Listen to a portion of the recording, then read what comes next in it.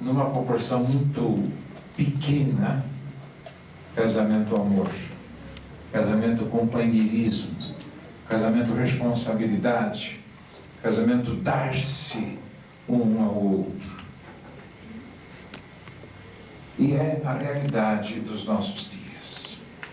Mas Deus instituiu o casamento. E lá no começo do mundo ele diz: não é bom que o homem esteja só. Eu vou fazer para ele uma companheira, alguém que esteja ao seu lado, alguém que esteja ajudando, alguém que esteja sentindo as mesmas necessidades. Caminhando ainda na palavra de Deus, há um outro texto que nos fala que deixa o homem, seu pai, a sua mãe, se unem à sua mulher e formam os dois uma só carne. Eu gosto muito desta figura, porque no casamento, os dois de fato somam os seus interesses, somam as suas personalidades, somam as suas vontades. No casamento, o eu morre, o egoísmo não tem espaço. É preciso que todos os dois abram mão dos seus interesses em favor do interesse do outro. Então há uma soma, e essa soma forma uma personalidade maior, muito mais forte, muito mais bela, muito mais real. E quando isso acontece, o casal está habilitado para, de fato, viver, caminhar e ser feliz. Ser feliz, de fato, é uma necessidade da criatura humana. Só que nós vivemos numa época em que as pessoas querem ser felizes sem se dispor a pagar o preço. Querem o gozo dos bens sem se dispor a pagar o preço. No texto que nós lemos, o apóstolo fala que onde há amor, há sofrimento. A renúncia implica em sofrimento. Implica em colocar o interesse do outro em primeiro lugar. Colocando o interesse do outro em primeiro lugar. Agora, se os dois estiverem fazendo assim, vão perceber que há uma soma dos interesses e o bem-estar do outro sendo colocado numa posição de destaque, o bem-estar dos dois, de fato, que é beneficiado. Mas o apóstolo também orienta no sentido que onde há amor, não há espaço para os ciúmes, naquele sentido, o ciúme doentio. Todos nós temos ciúme dos nossos filhos. Temos ciúme daquilo que nós temos. Até um determinado ponto, ele é sadio, ele é desejável, mas ele pode tomar rumos indesejáveis. Onde há amor, há confiança. Tem que haver confiança um no outro. E um detalhe muito importante, já sou bem idoso e tenho muitos anos de pastorado. Uma coisa muito importante no relacionamento do casal é a amizade. É interessante que muitas vezes nós vemos o casal não tolera um do outro aquilo que tolera do amigo. Do amigo nós toleramos, nós relevamos as suas falhas e às vezes não dispomos ou não nos habilitamos a relevar as falhas um do outro no casal. O amigo se preocupa com o bem-estar do seu amigo. Precisamos estar preocupados com o bem-estar do companheiro. Precisamos estar preocupados com a saúde do companheiro, com a alegria do companheiro. E o tempo passa. E nós envelhecemos. Um detalhe muito importante para a felicidade do casal. Não esqueça, daqui 10 anos, ou daqui 20 anos, continue sendo namorado. Não esqueça você também. Pode passar 10 anos, 20 anos, 30 anos. Continue sendo o namorado. Porque há uma tendência a um certo relaxamento após o casamento. A menina que se preparava, uma linguagem atual, se embonecava toda para esperar o namorado, vai deixando isso de lado. Muitas coisas acontecem nos filhos, ao trabalho, à casa, e parece que vai perdendo aquele zelo, ou, vou colocar entre aspas, aquela vaidade que até determinado ponto também é plausível, é necessário. E o marido chega cansado, não leva em consideração o trabalho que a esposa teve, o esforço que ela fez. Às vezes ela caprichou tanto para preparar um jantar mais bonito, ele nem presta atenção. Não se esqueça, além da amizade, continuem sendo namorados. Vale a pena, vale a pena. Mas há algo ainda mais importante, algo que de fato amarra todas essas coisas boas e muitas outras coisas boas para a felicidade do casal.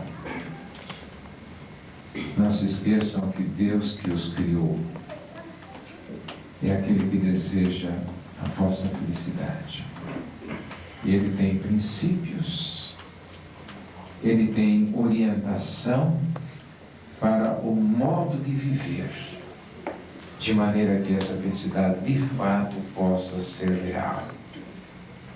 Não se esqueça de ter Jesus Cristo como companheiro, como hóspede permanente na casa.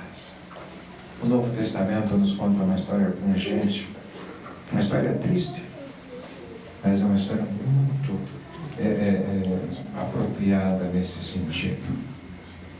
Havia uma família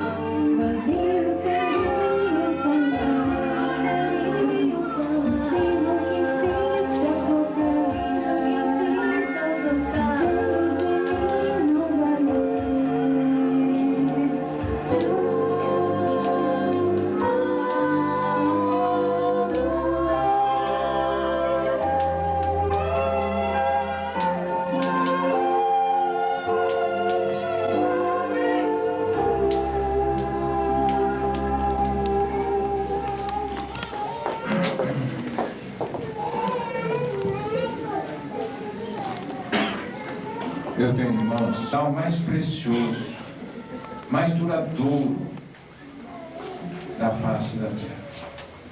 Pelo seu formato, formando um círculo, ele forma um caminho contínuo, sem fim. Ele não termina. O ouro representa o valor, o amor que une. Mão, na sua mão, coloca a sua mão em cima da mulher. Isso. Fábio, você declara perante Deus, perante estas testemunhas, que recebe a Vanessa como sua legítima esposa, com desejo sincero de amá-la, honrá-la, cuidar dela, até que a morte os separe. Sim. Vanessa, perante estas testemunhas na presença de Deus, você declara amar o Pai, cuidar dele, zelar, respeitar, até que a morte os separe. Assim Deus os abençoe. Eu vou orar, depois nós colocaremos as alianças. Estenda as cabeças, por favor. Nosso Deus e Pai, Tu ouvistes as declarações destes jovens. Tu sabes, Senhor, que pelas limitações humanas, Tu sabes, Senhor, pelas tentações que nos rodeiam, eles terão dificuldade em cumprir as promessas feitas, e sabemos que é desejo sincero do coração. Rogamos a Tua bênção, a Tua misericórdia, a Tua orientação sobre este casal, para que estas promessas, Senhor, sejam cumpridas através dos dias, e eles possam, de fato, amando-se, respeitando-se, ajudando um ao outro, possam caminhar felizes, possam formar um casal alegre, uma família feliz, uma família vitoriosa, uma família abençoada por Ti. Ó Pai, Tu que criaste essa família, abençoa-os, ó Pai, abençoa-os por amor de Cristo. Amém. Vamos levantar.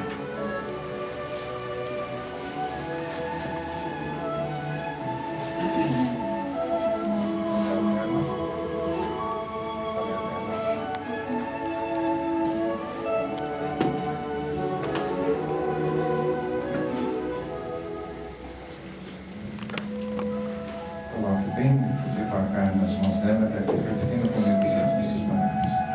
Com esta aliança, eu te recebo por minha legítima esposa. Para tanto, eu coloco a minha honra. Em nome do Pai, do Filho e do Espírito Santo. Amém.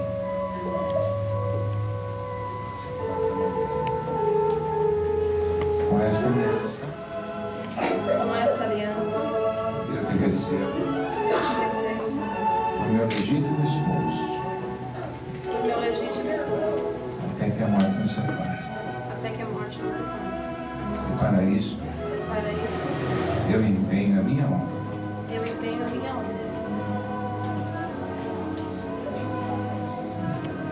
Nós estaremos encerrando a cerimônia aqui, mas tem uma surpresa para os jovens.